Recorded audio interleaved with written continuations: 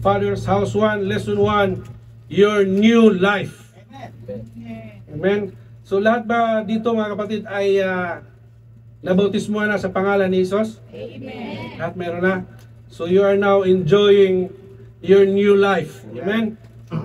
So ang actually, kunting dagdag, mapalad tayo mga kapatid dahil itong lesson na ito galing to mismo sa kung mag-aral ka ng Bible School, ito din ang mga lesson ang i-discuss o ituturo sa inyo. Now, we are much privileged mga kapatid na kahit tayo dito kumikita ng reals, no? Nagtatrabaho ay nagkaroon tayo ng pribilehiyo na makapag-aral. Dahil pag gumagraduate tayo dito mga kapatid, matapos natin ang dalawang series lesson mga kapatid na compose 20 subjects or 20 lessons, no? Para ka na rin gumraduate ng short term sa Bible School. At sa Bible School, kung doon ka mag-aral, may bayad doon, entrance fee pa lang mga kapatid. No? So dito, mapalad tayo at dahil kami ang unang pinagpala mga kapatid, salamat sa ating butihing pastor ay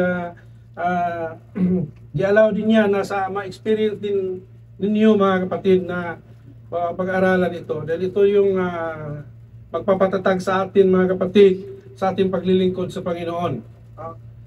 So your new life, sabi diyan sa next slides, sabi diyan, welcome to a brand new life. So welcome na tayong lahat. May iba siguro sa inyo, matagal na, ilang taon na nabautismuhan. Sino bang mga 5 years na or more?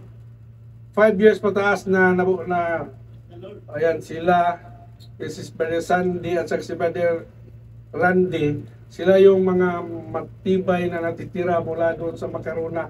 Naalala ko noon. Way back 5 years or 6 years ago. So yung iba na 5 years pababa, tayo na lahat, no? Mayroon pang mga 1 week pa lang. Mayroong bago pa. Brand new talaga. Nay, ikaw ngayon yung siguro na ang pinaka may edad sa amin dito, pero ikaw ngayon ang pinakabata sa harap ng Panginoon. Amen. And you're so blessed, hindi lucky. No, sa sanlibutan, you are so lucky ang sasabihin, but for in the God's kingdom, you are so blessed na sa edad mong yan, nasumpungan mo ang Panginoon. And I do hope na magpapatuloy ka hanggang ang ating humihinga pa tayo dahil ito ay pribilehiyo lang na binigay ng Panginoon, biyaya ng Panginoon na makilala natin siya. And then sabi diyan, you are kung in 2 Corinthians 5:17, no, sinasabi diyan na if you are in Christ, you are a new creature, no? All things are passed away. Behold, all things are becomes new. Ayun sabi doon. And diyan sinasabi, you are a new creature in Christ and have embarked upon the greatest adventure any human being can experience. Pag kay Kristo na tayo. And you have joined millions all over the world who have been supernaturally born into God's eternal kingdom. No, gaya ng diniscuss sa Sir Nilo kanina, na sa Pilipinas, ang isa sa pinakamaraming apostolikong mananampalataya sa buong mundo. No? Kaya we are more than millions mga kapatid, lalo na pag isamahin tayo ng mga OFW. And your faith, no? Your faith in the Lordship of Jesus Christ, the commitment of your life to Him, and your obedience to His Word has brought about this wonderful event in your life. No? Meron man siguro mga magagandang nangyayari sa buhay natin. No? Meron ding mga hindi maganda, di ba? Pero sigurado si Kuya Jack, marami hindi maganda kasi pinauwi mo si nanay. Sabi mo noon, i-exit mo lang, tapos balikin mo, pero taon na yata, hindi pa nakapag, naunahan ka na lang ng wifey ko. Pero palagi ko nag-enjoy na rin siya doon. Okay? So maaaring may mga bagay na nangyayari sa ating buhay na hindi maganda. Mayroon din namang magandang nangyayari dahil nandito tayo, nakilala natin, or nabihiyaan tayo na ngayong after Ramadan may mga hadiah. Mga magagandang nangyayari yan sa buhay natin, yung mga, kumbaga, yung mga wonderful event na nangyayari, yung minsan yung hindi natin in-expect na nangyayari na maganda, no, we can call it wonderful event that happens in our life. But I tell you, church, the one of or the most important event that happens to your life is when you know Jesus Christ. Kung nakilala mo si Brother Toto, Toto lang yung tawag namin siya, pero napakaganda yung pangalan niya. So, Brother Lorenzo, iba man yung buhay niyan dati. Nang nakilala niya si Sister Tina. Pero ngayon, mas lalong gumandang lalaki dahil di mo makita dati yan na nakalong sleeve at nakaniktay na ganyan. Diba, Sister Tina? Naka-short, nakapang-basketball lang yan kasi magaling sa basketball yan eh. Pero so blessed, no, na nakikita even Sister Tina na ginamit na ng Panginoon. No, and the more na mag-aral, lalo na pag natapos natin dito, mas magkaroon pa tayo ng eagerness, mas lalo pa tayong magpagamit sa Panginoon. I tell you. No? Ako, inamin ko, anak ako ng pastor, lumaki ako sa simbahan, but hindi ganon ang pagkakilala ko sa Panginoon. But when I study, no, these lessons, mga kapatid, it helps me more, no, to get more closer to God. So, I hope ganoon din tayo, mga kapatid. Amen? And sa next slides, no, wala, hindi lang na, ano siguro, bilisan lang natin to. When we become born again, mga kapatid, or tinanggap natin ang Panginoon, we belong to Father's Kingdom, or ang kaharian ng ating Panginoon, mga kapatid. No, sa nakabilang na tayo or kabahagi na tayo sa kaharian ng Diyos. No, kaya sabi diyan, the following will help you understand just exactly what has happened to you since you have been born again to water and spirit. So siguro ang may iba sa atin hindi pa tayo nabautismuhan sa banal na espiritu, o ang iba nag-renew na. But when we continue serving the Lord and ask God, no, matatanggap din natin yun, mga kapatid. Kung yung mga wala pa, no, naisin nyo lang. Just desire it, mga kapatid. No? Ang Panginoon ay laging handa yan ibigay sa iyo. Actually, it is a gift, mga kapatid. Ang sabi nga ng Isaiah chapter 60 verse 22, kung hindi ako nagkakamali sa verse, pagbabasa natin na, if it is the right time, I, the Lord, will make it happen. So, antayin nyo lang, kung huwag kayong mainip, mga kapatid, at huwag kayong manghina kung hindi nyo pa natatanggap, but I tell you, if you always desire it, God will give it to you. So, when we become born again, we belong to Father's Kingdom, mga kapatid. No, and we born into a new realm. Ano ba yung new realm, mga kapatid? Ito yung, this is how Jesus first explained, no, this miraculous birth to a ruler of the Jews, no, na walang iba kundi si Nicodemo. No? Yung sa buhay ni Nicodemo na he is a ruler of the Jews. Dami siyang alam, aral siya. But when he came to Jesus, mga kapatid, sa next slide, yan, sa verse 1, sabi diyan, lumapit si Nicodemo at sinabi niya, Rabbi, sa verse 1 pa, na alam ko, no, na hindi ikaw basta-basta na tao dahil walang makakagawa ng mga bagay nito kung hindi ang Diyos ay sumasa kanya. So nakikita ni Nicodemo yung pinagaling ni Jesus ang mga may sakit, yung bulag pinalakad, tama ba? Bulag pinalakad. Yung bulag, pinakita. At saka yung lumpo, pinakita. Nakita yun ni Nicodemo, mga kapatid. No, kahit si Nicodemo ay isang ruler ng mga Hudyo, no, sinusubaybayan pala niya ang mga gawa ng Panginoon. Kaya isang gabi lumapit siya. No, na alam ko hindi ikaw basta-basta na tao, dahil hindi magagawa ng isang tao ito maliban kung ang Diyos ay sumasa kanya. No, so gayon lang ang sabi ni Nicodemo. Pero ang sagot ng Panginoon parang ang layo. Pastor Jack, no, verily, sa 3 na tayo. Verily, verily, I say unto thee, except a man be born, he cannot see the kingdom of God. Amen.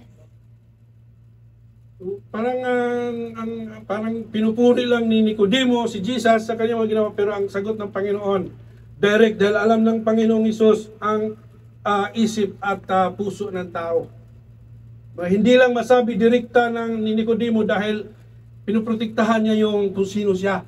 May mga taong ganon, na pag hinahayuan natin, hindi agad yan magpaano, dahil hindi magpa-hard to get yan. Hindi yung magpapa-hard to get yan dahil may pinanghawakan yan. Uy, leader ako ng mga Hudyo. Pero hindi niya natiis. Nakita lang po yun ng puso niya, lumapit siya kay Jesus. Pero alam ng Panginoon, ang hindi alam niya, na alam ng Panginoon ang puso niya, kaya sinagot siya, verily, verily, I say, katotohanan, sinasabi ko sa iyo, except a man be born again, he cannot see the kingdom of God. At ito, tunay, hindi ito talaga niya naunawaan. Kaya sa 4, sabi dyan, Nicodemo said unto him, how can a man be born when he is old? Can he enter the second time into his mother's womb and be born?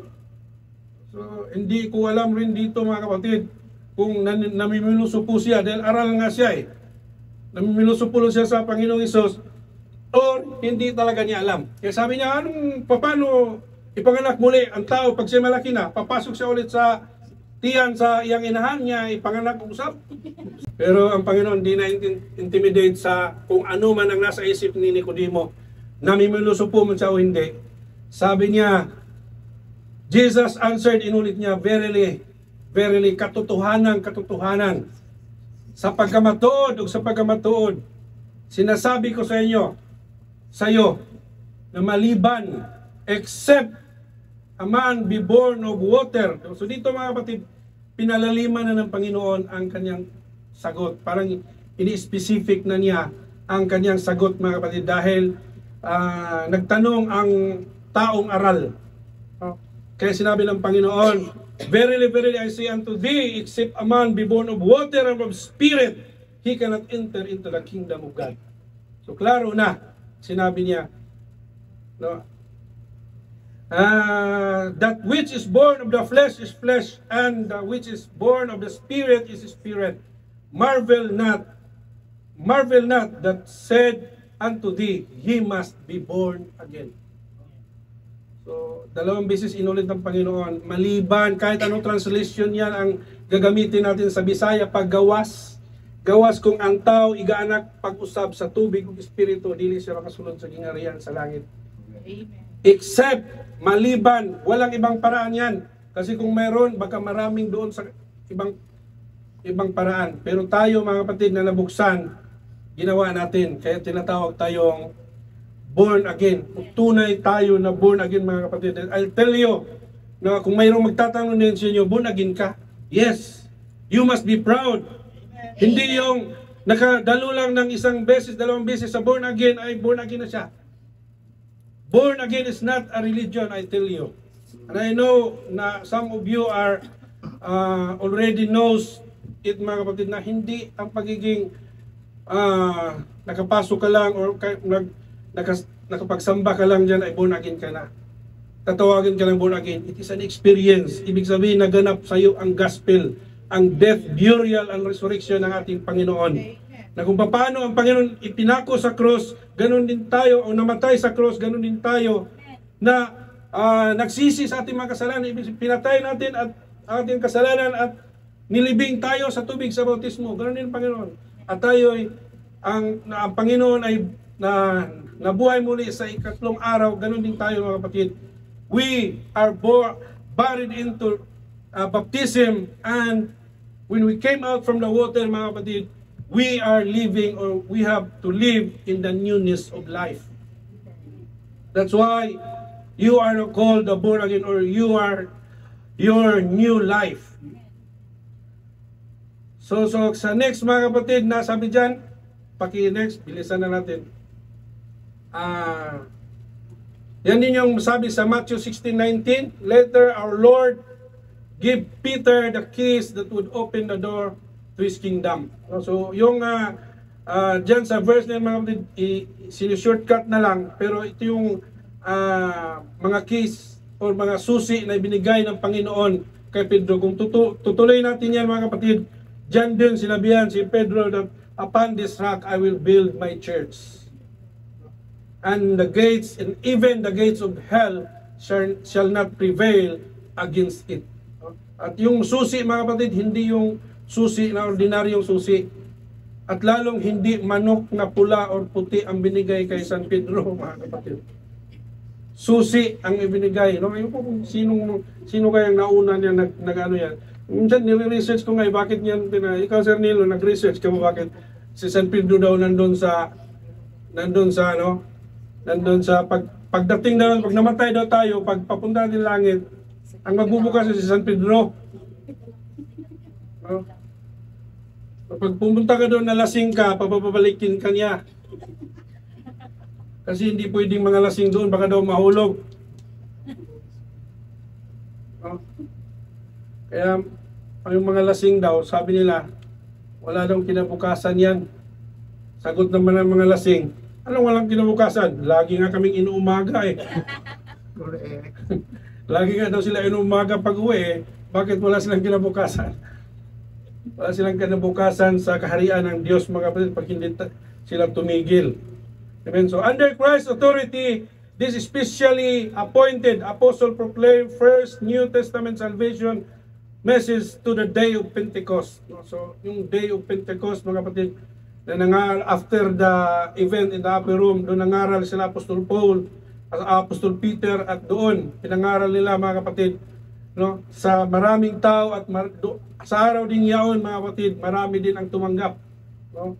3,000 souls in just one day ang tumanggap mga kapatid nung pinangaral niya Apostol Peter ang Acts 2:38, no?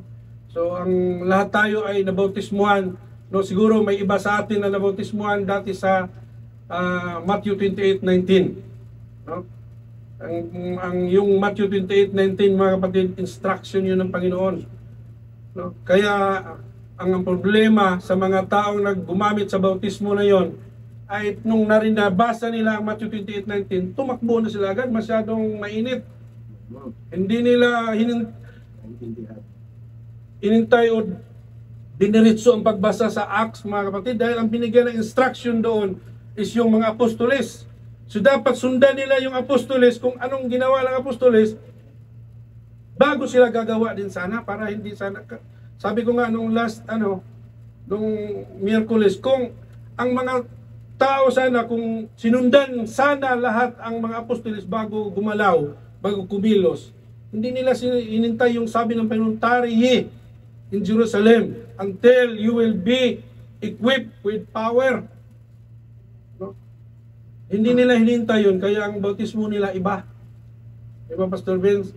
Kung hinintay lang din nila sana ang instruction na binasa nila, sana lahat ng born again Christian yan, parehas tayo ng bautismo.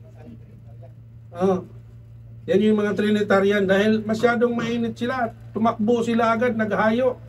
Kaya yung bautismo tuloy hindi tumama. Para bang, Jack, inutusan ko si Jack, Jack, punta ka ng punta ka ng tindahan, bumili kang suka. Pagdating naman ni Jack doon sa tindahan, Jack, pumunta ka ng tindahan, bumili ka ng suka. O di parang, anong isipin ng tao noon? Nawala sa yata sa hulog to. Dapat ang sasabihin niya doon, Manang, pabiling suka. Yun sana. Yun ang pagsunod sa utos. Yun sana ang ginawa. Kaya yun ang ginawa ng mga apostoles. Binautismo sila. Binautismo nila sa pangalan ni Jesucristo. sa kapaseluan, sa ikapagpatawad ng kanilang kasalanan. Tawag mo na Bisaya, marami mo na yung sangga dito. Pastor, marami ang sangga dito. Namiss kong mangaral ng Bisaya, mga kapatid. So, sabi dyan, if we compare the nature of above scriptures, we will be able to understand. So, lahat tayo binuksan na bautismuhan na tayo sa pangalan ni Jesus. So, diretso na tayo mga kapatid. Next verse, next pa. Ay, balik lang.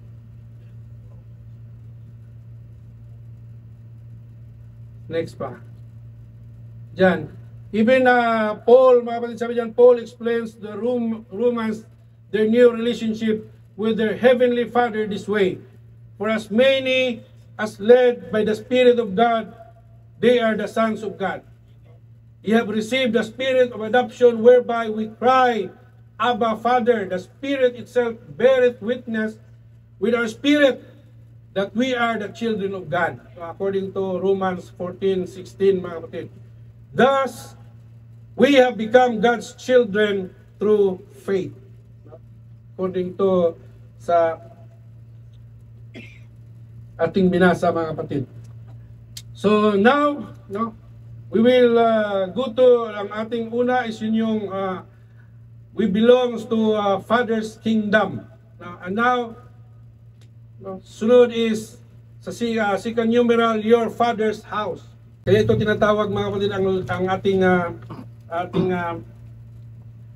subject of course is Father's house 1, Father's house 2. Dito kinuha, mga kapatid, na we belong when we become a born again, or we are in newness of life. We belong to a Father's kingdom and a Father's house, mga kapatid. Bilang yung tinatawag doon, the household of faith. And what it is, mga kapatid, sabi dyan, now therefore, you are no more strangers and foreigners, but fellow citizens with the saints. Kababayan na natin ang mga banal, mga kapatid. Sa Bisaya, katagilungsod sa mga balaan. Amen. And of the household of faith, a household of God. And are built upon the foundation of the apostles and prophets. And Jesus Christ Himself being the chief cornerstone, in whom all the building fitly framed.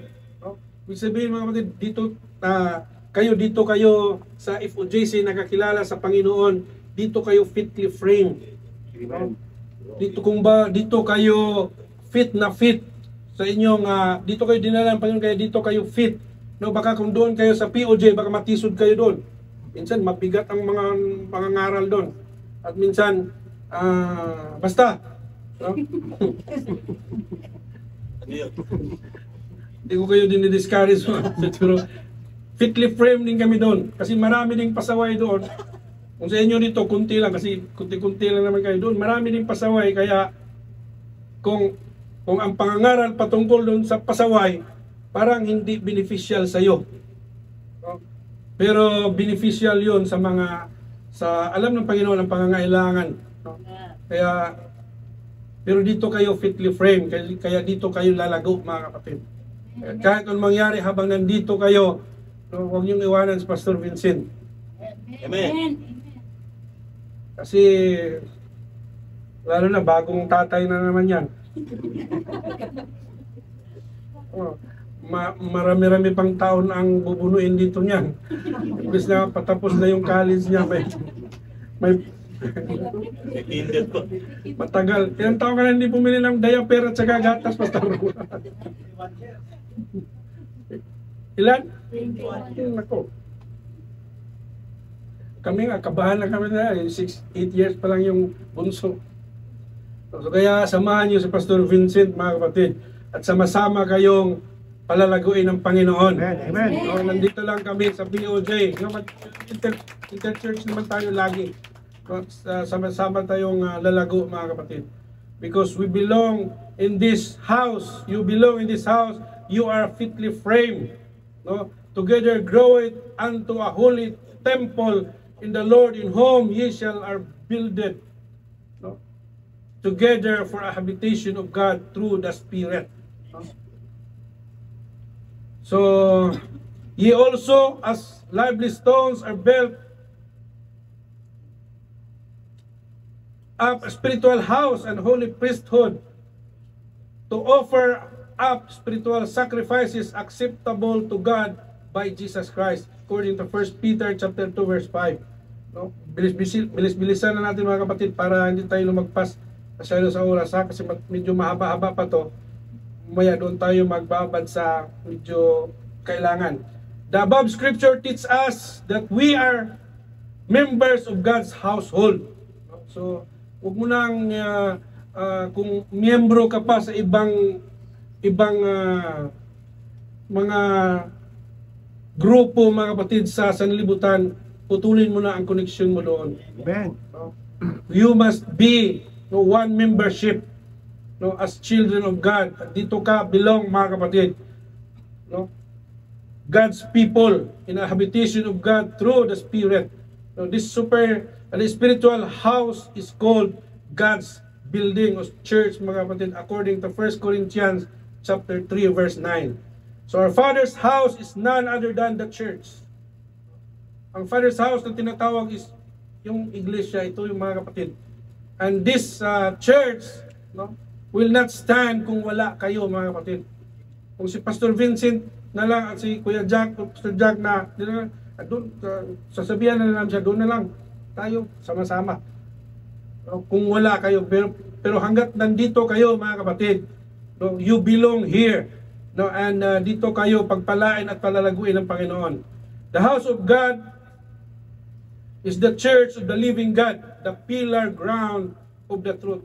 Hindi yung sinasabi nila na dito kayo dahil ito yung iglesia na itinayo ng Panginoon, ng Diyos. Dahil kung hindi kayo miyembro dito, hindi kayo maligtas. Nako. At ito lang ang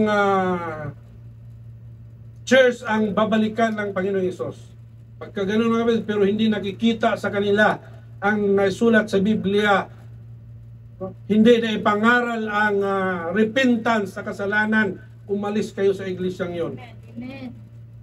Kahit sa Pilipinas, pag uwi niyo, mga kapatid, kung ang bahay niyo malapit sa isang iglesia, tapos napansin niyo, dumalo kayo doon at napansin niyo doon na puro lang pag-ibig ang ipinapangaral, puro prosperity, hindi ipinapangaral ang kasalanan at ang pagsisisi, umalis kayo sa iglesyang yon.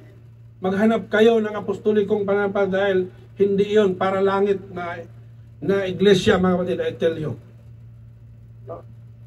Kaya sabi ni Apostol Paul, kahit pa nga daw ang anghel, mga anghel o kami man, sabi ni Apostol Paul in Galatians 1:6-8, basahin nyo yan, hindi ko sinama dyan kasi binigay lang ng Panginoon inspiration, na kahit ako man, sabi ni Apostol Paul, o mga anghel ang bababa at mangaral na iba sa ipinapangaral ko na sa inyo, pakasumpain siya.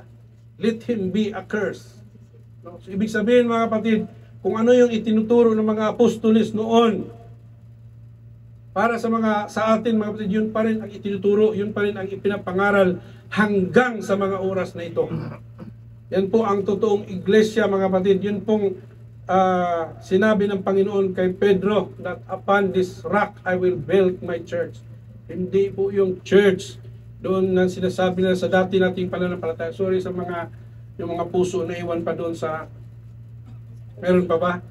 Sa sabi nga ni Sir Nilo, default na pananampalataya, na inaangkin nila na si Pedro daw, kasi mabasa naman na si Pedro ang sinabihan ng Panginoon, kaya si Pedro daw ang unang Santo Papa. Pero kung pag-aaralan mo yung Biblia, hindi nga nakapunta si Pedro sa Roma. Kung si Pablo, pwede pa. Kasi si Pablo pumunta doon. Nangaral siya sa mga hindi, sa mga Romano, pero si Pedro hindi. Si Pedro nangaral sa in Jerusalem only. Tapos sasabihin nilang siya ang unang Papa? No way. So kailangan talaga mag-aral, mga kapatid. Amen? So, next, mga kapatid, sa B, so kanina sa A, what it is, and sa B, what is in it. Magkaiba po yung mga kapatid. Kaya sabi dyan, as you discover the rooms in your Father's house, you will be thrilled at the great treasures that are found in each of them. Behind every door is a precious spiritual truth that will be of benefit to you both now and forever. In times you become acquainted with God's house and you will begin to feel very much at home in the church you will find. Ito yung makikita natin sa church. Naging at home ba kayo mga kapatid sa iglesyang ito? Of course. Ano kayo hindi ma-feel at home dito sa bait ng pastor natin? Tapos pagkainan mamaya, ang daming putahe. Fiesta. Nakakaingit kayo, sana all. Kami doon pag munggo lang.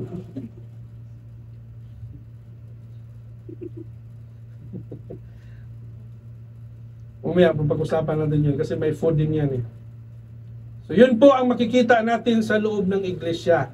Ito, ma-feel mo na kahit hindi natin kakilala yung katabi mo, hindi mo kilala dati. Saan mo nakilala yan? Dito lang sa iglesia. And then, habang tumatagal ang pagsasama natin sa iglesia, masigit pa minsan sa kapatid. Di ba? Dahil yun po ang nais ng Panginoon, no? Na magiging magdamayan tayo mga kapatid sa ating mga kapanampalataya or in the household of faith. Yun po ang makikita natin.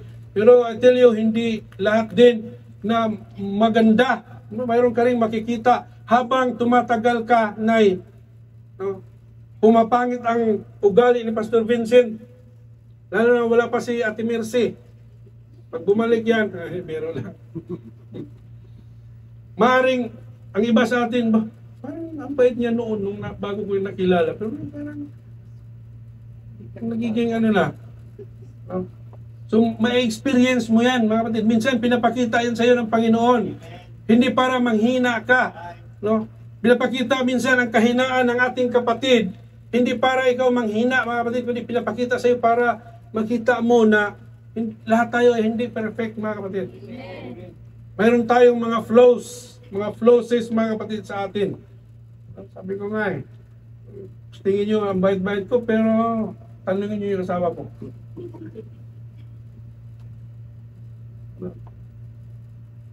Si Pastor Vincent, mayroon din niya. Minsan, lalo na kung maalala niya yung dati niyang buhay, nanununtok na yan eh. Okay lang ba, Pastor Vincent? Baka may hindi pa alam dito na sinusuntok mo si Ate Mercy noon. Biro lang. Pero nung binago yan sa Panginoon mga kapatid, no? Kung kinalimutan niya, mas lalong kinalimutan ng Panginoon. Ganun kabuti ang ating Panginoon mga kapatid. And kung ano ang meron sa iglesia o sa household, dito tayo makikita ang totoong fellowship o pakikipaghalubilo natin sa ating mga kapatid. Sabi niyan, sharing joys and sorrows with the family of God. Encouragement and support from those who really care. Dito mo makikita mga kapatid ang pag-aalala at pag-aaruga ng iyong kapatid, lalo na yung pastor. Kahit utangan nyo yan, pagka nakita ng Panginoon, nakita ng pastor na talagang kailangan mo, gagawa ng paraan yan si pastor. Amen. Pero pagka mangutang na lang kayo na ibili ng silver, huwag naman. Pero pag may kailangan, dahil we care to eat with each other mga kapatid. No? Basta kay bayaran lang. Kasama yan sa fellowship mga kapatid. No? Sa mai-enjoy natin habang nandito tayo sa loob ng iglesia ng Panginoon. No? As we enjoy our new life with Jesus mga kapatid, the same, no? We enjoy our lives then sa fellowship with each other. Hindi tayo makakita ito sa iba. No, sasabihin ko sa inyo, kahit doon sa iba. Sa ibang so-called born again. Nakadalo din ako doon minsan mga kapatid. Nung bago lang ako dito sa Saudi. Pagkatapos ng gawain, parang hindi na kayo magkakilala, kanya-kanyang na. Pero dito, kahit hindi ako taga rito, pero alam ko, kahit hanggang gabi dito, kainan. Fellowship, extension, ganoon din kami doon mga kapatid. Nakaplano na lahat pag Friday. Bakit? Dahil ito yung tinatawag na totoong fellowship, mga kapatid, ng mga anak ng Diyos. Kasama yan sa favor and provision ng Panginoon na ma-enjoy ng kanyang mga anak ang fellowship with each other. Pangalawa, food. Nung pumunta ako dito ng Friday, Sir Nilo, ng hapon, pagbukas nila ng pinto, bumungad sa akin ng 3 tambakol na kanyang kalaki. Nagsatansya ko. Sarap nito Tapos nakikita ko na sila, Brother Reggie doon, nag-ihaw na. Umpisa na, wala pa sa Brother Jack, no? Ito, pang mabubusog ako dito. Practice na kami dito. Nag-practice. Dito yung cellphone ko, dito ako. Pangalawang tawag na pala yun. Wala na. Post po ng tambakol. wala akong magagawa, Kuya Jack. Nagpakumbaba na lang ako at bumaba. Pumunta rin naman kayo doon. Pumunta rin naman kami sa kainan. Sinagyaya din Pastor George. Pero habang kumakain ako doon, naisip ko pa rin tambakol na. Ganon sa Iglesia ng Panginoon, mga kapatid. Hindi lang tayo binubusog sa spiritual, maging ating physical. Amen? Kaya dito sa food, mga kapatid, kailangan ito. Hindi magiging masaya, lalo na tayo mga Pilipino, mga kapatid. No? That rice is life. No? But ang the good thing, mga kapatid, is yung spiritual food na ating kinakain. No? Na kung ating laman o ating katawan, mga kapatid, na yung katawang lupa ay kung isang araw, mag-fasting tayo, grabe ang abutin natin minsan. May time na manginginig ka na, gusto ka nang kumain kapag hindi ka nasanay. Pero ang atong spiritual, minsan, twice, buti na lang, mayroon tayong midweek online Bible study. Pero kadalasan, nabubusog lang talaga tayo tuwing Friday, mga kapatid. Amen? Kahit na-online, minsan may mga ginagawa pa tayong iba, habang nakikinig, hindi natin nag-grasp. Pero salamat at there, sa Friday, nabubusog tayo, mga kapatid, palagi. At ito yun ang mahalaga dahil kung ang ating katawan ay nagugutom, ganun din ang ating espiritu at kaluluwa. Gutom sa pagkain na walang iba kundi sa salita ng Diyos. Nangangailangan yung nourishment, mga kapatid, no? Sa mga salita ng Diyos. Ito lang yung kaisa-isang pagkain ng ating kaluluwa at espiritu. Kaya habang tayo narito, pilitin natin na i-grasp lahat ng mga salita ng Diyos na ating narinig. Regardless kung sinong tatayo dito. Mas bata man sa'yo, mas bago man sa'yo, basta tumayo sa pulpitong ito, don't look at him personally. No? Kundi pakinggan natin ang salita ng Diyos. Amen. Dahil maaaring, kahit ako, pag si Kuya Jack o sinong tatayo dito, mayroon siyang alam sa salita ng Diyos na hindi ko pa alam. Kaya walang, hindi natin pwedeng sabihin na, bata-bata, tagal-tagal ko na naglingkod sa Panginoon. Hindi, mga kapatid. No? Kundi lahat ay pwedeng gamitin ng Panginoon as long as He will, mga kapatid. Amen. No? Yes. Wholesome spiritual nourishment through the teaching and preaching of the Word of God or the Bible, mga kapatid, ay mahalaga, no, sa pagkain natin. At ito, isa ay itong tinatawag na fortification. No? Balik muna. At ano ito? Ito yung strength, mga kapatid, to overcome spiritual enemies and power to live victoriously in an ungodly world. Itong fortification, ito yung kailangan natin, mga kapatid, dahil ito yung lakas natin na to overcome spiritual enemies. Sabi nga ng Biblia, we are not fighting against flesh and blood, but we are fighting against principalities, against powers in the high places. No? Kaya kailangan natin na we have to fortify ourselves every Friday na we need strength. No? Na matapos natin ang ng ang buong linggo bago mag-Friday ulit na may lakas pa tayong natira. Hindi yung Lunes pa lang o Linggo pa lang sinisipa na tayo ng kaaway, mga kapatid, ng demonyo. Hindi tayong papayag, mga kapatid. Pagka sinipa ka ng demonyo, batuhin mo rin ang bersikulo, mga kapatid.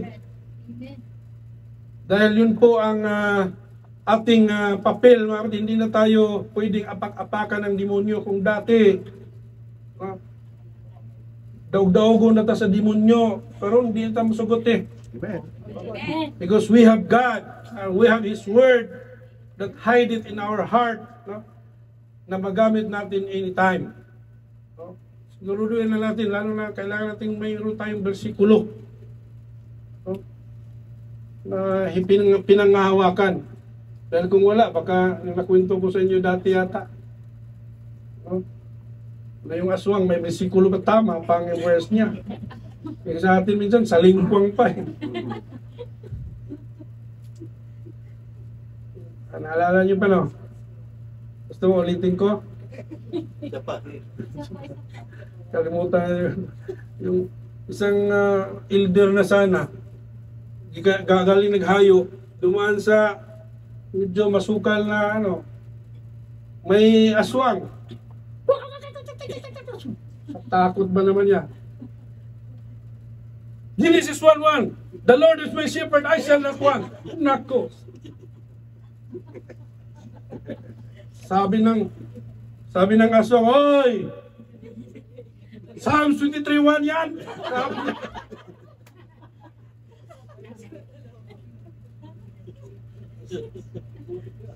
yung Genesis 1:1, in the beginning yon, sabi ng aswang, talo ang nananampalataya na. Actually, yung demonyo, mga kapatid, tama ang pagkakilala niya sa Panginoon. Amen.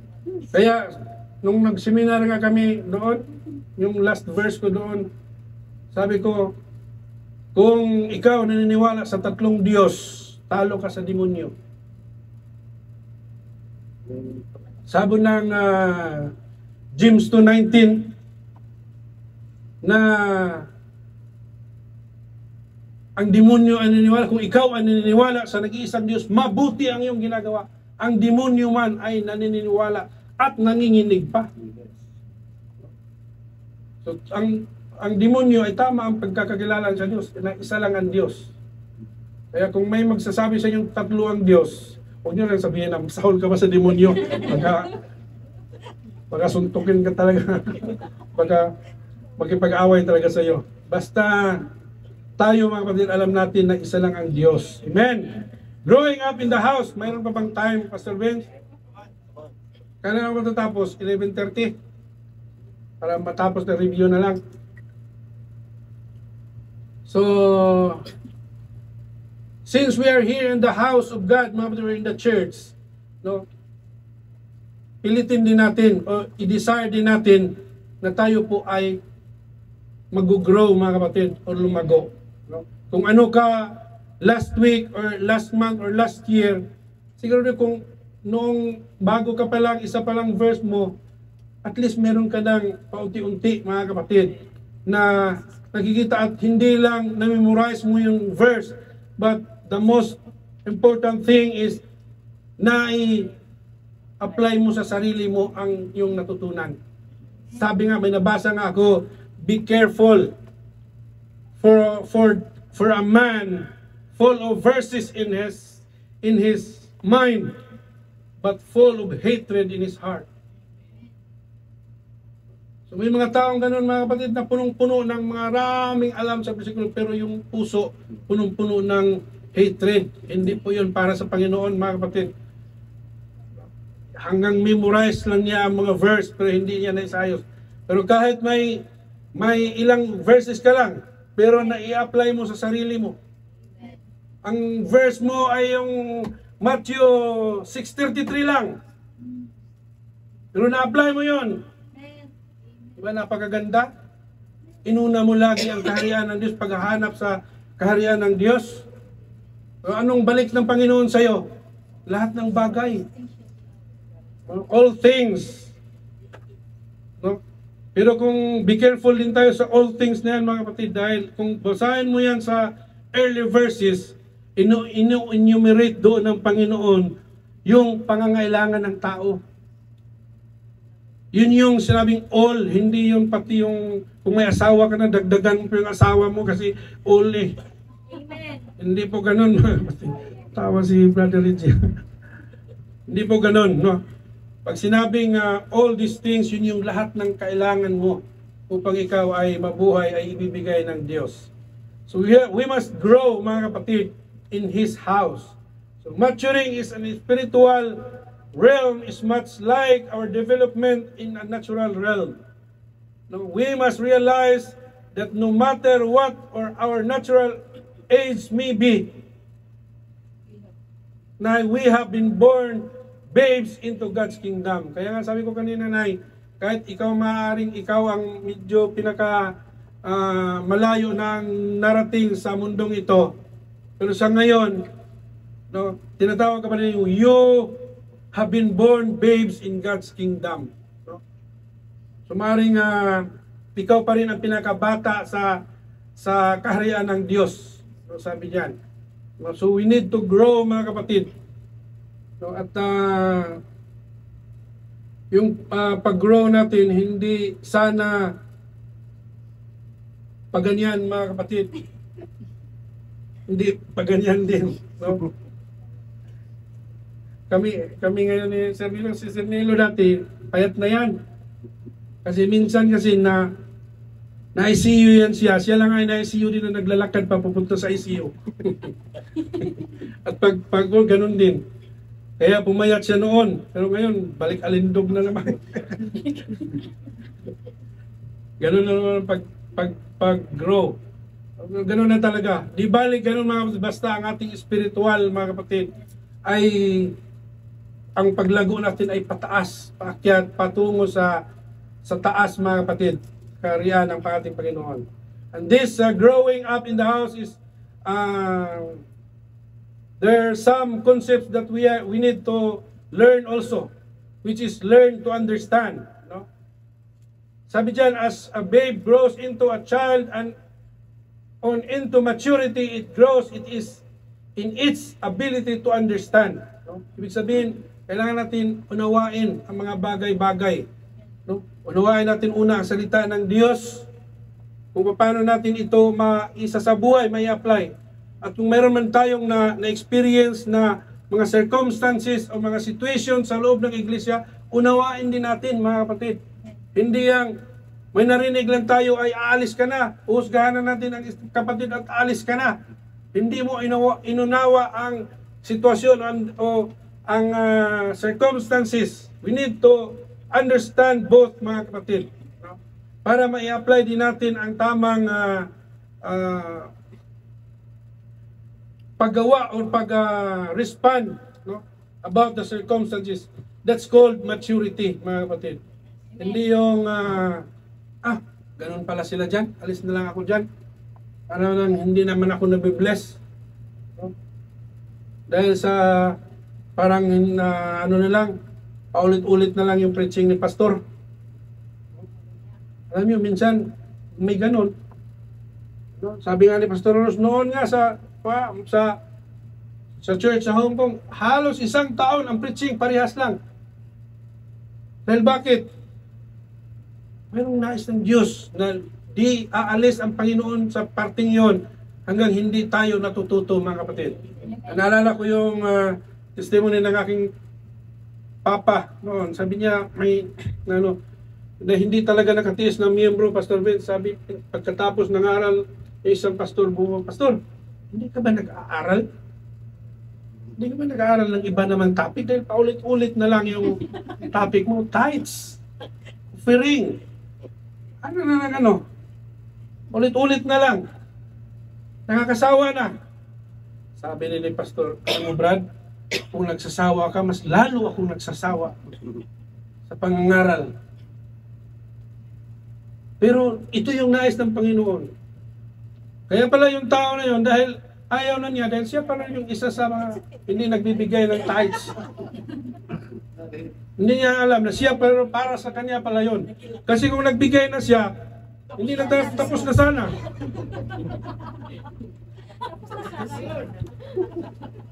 Come on, come on! Bakit tayo napunta doon?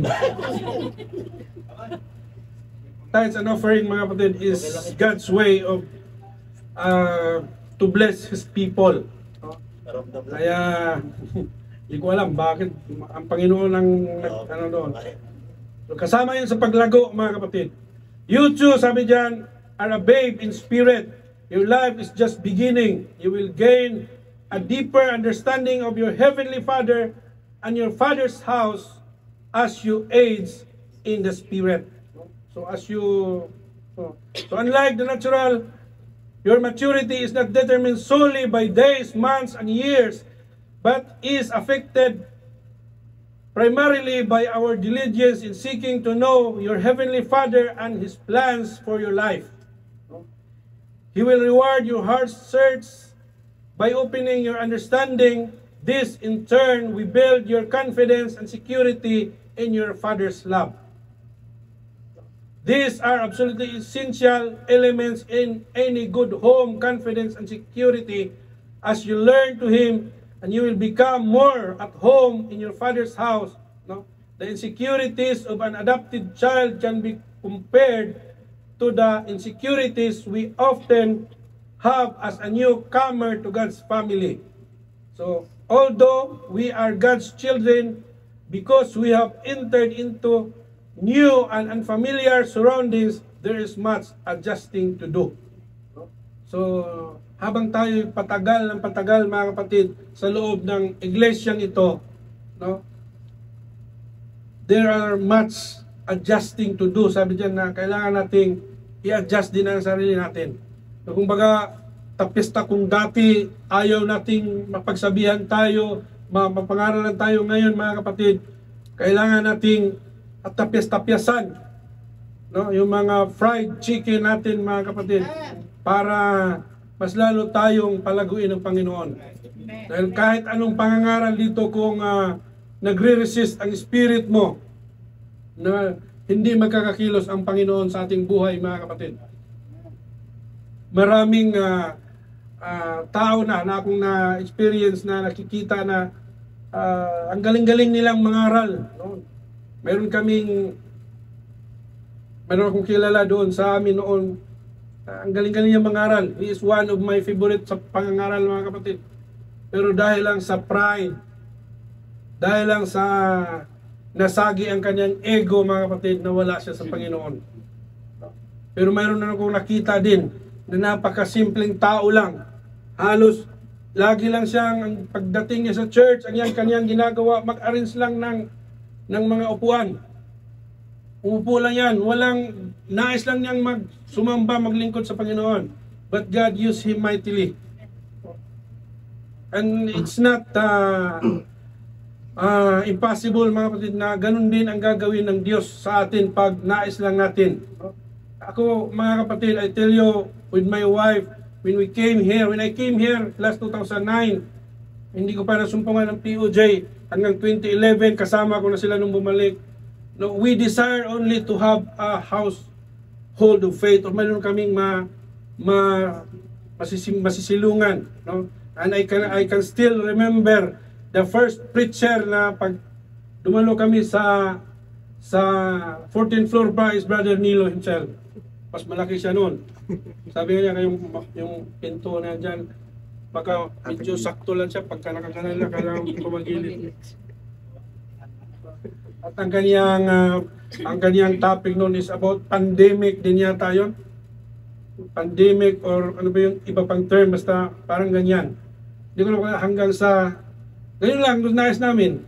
Kahit may alam na ako sa music dahil lumaki nga ako simbahan at doon pa man ay tumutugtog na ako, mga kapatid, pero kahit hindi ko iniisip na magiging musician ako dito. Ang sabi nga namin ni Mr. G noon, basta mayroon lang tayong church na masisilungan at matatawag na church ay sapat, okay na sa amin. Okay na sa amin habang umuwi kami galing sa Ubuhor noon.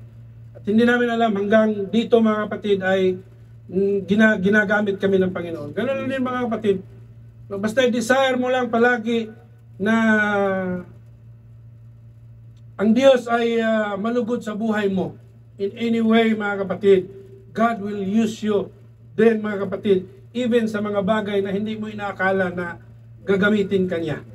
So, in Romans chapter 8 verse 7, mga kapatid, says, the carnal mind, which is that mind, we brought him as to our new home. It is enmity against God. No? So ang carnal mind daw, mga kapatid, na minsan na kung ano tayong mga carnal minds natin noon, mga kapatid, ay atin na yang kalimutan. Dahil it is enmity against God kung nandito na tayo sa iglesia ng Panginoon. Kaya unti-unti tayong tinuturuan, mga kapatid, kahit yung mga ayaw natin maririnig natin dito, mga kapatid. But if we let, no, the Word of God to work out sa ating buhay, mga kapatid, no, ay tayo ay lalago, no, sa kanyang halaman. At last siguro, mga kapatid, next pa. Yan. Dito ako magtatapos, and then the rest, mga kapatid, sa next Friday, itutuloy natin yung konting natira, and then mag-review tayo konti, and then as what our principal said, na kailangan magkaroon tayo ng kunting exam. Huwag kayong mag-alala, napakasimple. At i-post ko ito sa magiging chat room na gagawin. I-add mo lang kami, Pastor, sino mang sabihan nung sino mang maggawa para i-post namin ito. At dito lang din tayo kukuha, mga kapatid, ng ating exam. So, learning to eat. No? Kailangan din natin, mga kapatid, na lahat naman siguro tayo marunong ng kumain, mga kapatid. But it's not that simply when it comes to the Word of God. So, kailangan yung, sabi nga ng Biblia, nung sa mga pangangaral na yung marinig, kung mayroon kang marinig na buto-buto at alam mo hindi para sa'yo, sa tabi mo lang. Yung nutrients, yung doon ka nabibless, yun ang i-grasp mo. Yun ang dadalhin mo. Yun ang babaunin mo. Pag may marinig ka, kasi hindi naman lahat, minsan mayroong mga mababanggit na hindi para sa iyo, maaari, but it will be beneficial to your brothers. No? Hindi para sa iyo, masakit para sa iyo, malay hindi para sa iyo yun. No? Mayroong nais ng Panginoon. Ang mahalaga, mga kapatid, na we learn to eat the Word of God. Ibig sabihin, sabi diyan, each of us must start, no, with milk of God's Word. No?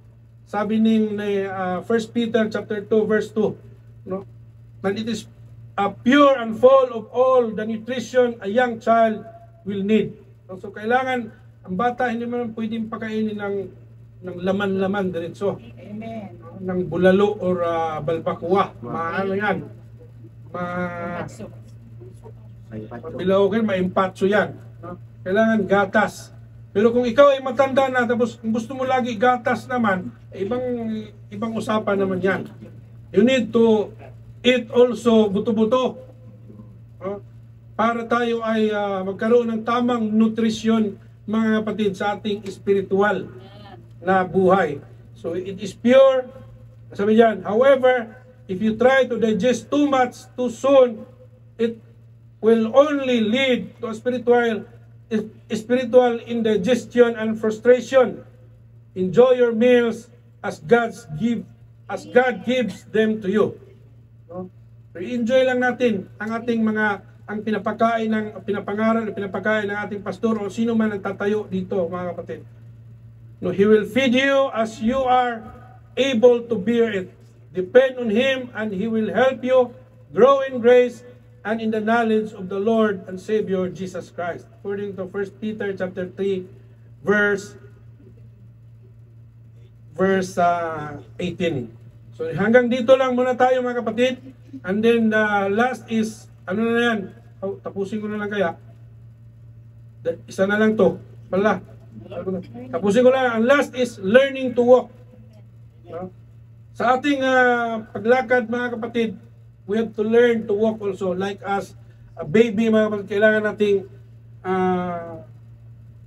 pag-aralan kung paano lumakad. Wala naman nakitang baby na paglabas ng tiyan ng mama niya ay lumakad na agad. No? Hindi totoo yung narinig ko na si Efren Bata Reyes daw.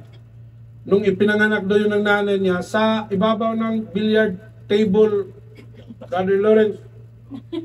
Tapos paglabas daw, Kuya Jack, sabi niya, "Ma, nasa yung taco?" Ganun daw eh. "Ma, nasa yung taco?" Kaya pala galing niya mag-billiard. Hindi po ganun. Mas lalong sa salita ng Diyos, mga kapatid. Inuunti-unti tayong inaalalayan dito, no? Ang need lang ng bawat isa dito o sa atin, kung nais nating matuto, mga kapatid, is yung you have to desire also na may matuto na lumakad according sa salita ng Diyos. There has been, sabi diyan, an infant that was able to stand up, no, on its weak little legs and immediately begin to walk. First, a baby will crawl. No?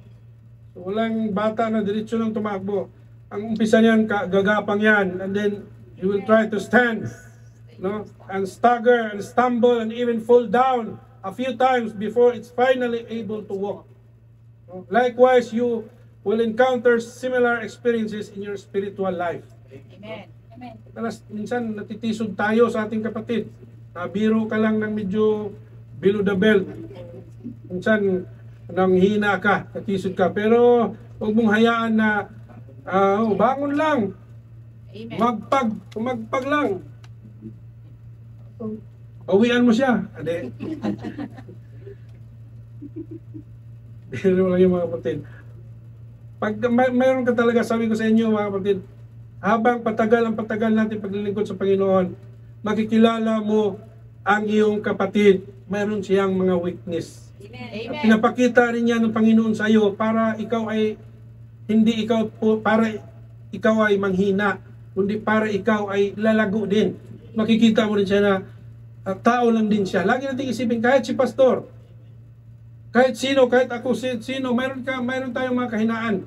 Minsan pinapakita ng Panginoon para makita nila na lahat tayo ay hindi perfecto, mga kapatid, na kailangan natin ng bawat isa.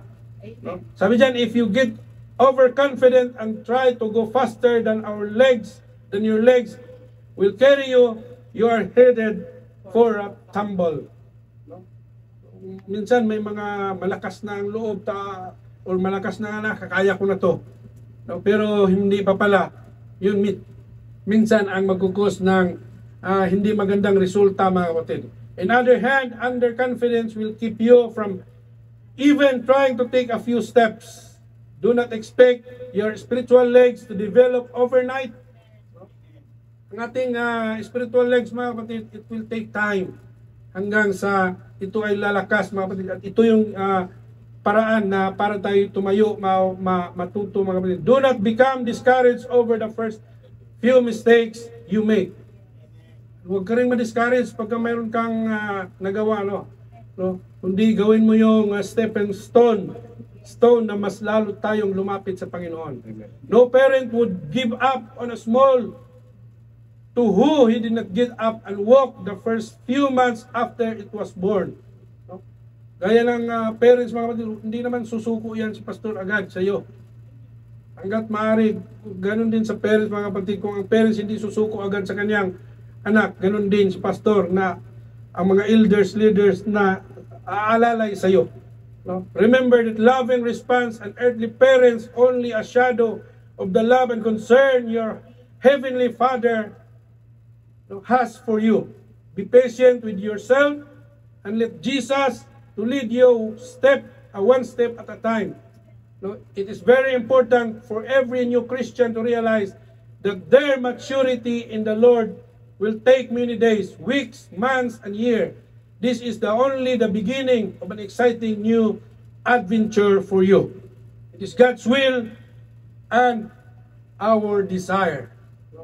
So ang will ng Panginoon, mga kapatid, no, ang i-desire natin, no, para tayo ay lumago at matuto pa at hanggang sa tayo ay makatayo na at makalakad na, even makatakbo na, mga kapatid, sa ating paglilingkod sa Panginoon. And lastly, that Christ may dwell in your hearts by faith, that ye, being footed and grounded in love, may be able to comprehend with all things that are what and height. It is the breadth and length and deep knowledge, no, in the fullness of God. According to Ephesians chapter 3, verse 17 to 19. And before I end, mga kapatid, no, I want to welcome you again to a brand new life. Tayo tumayo, mga kapatid.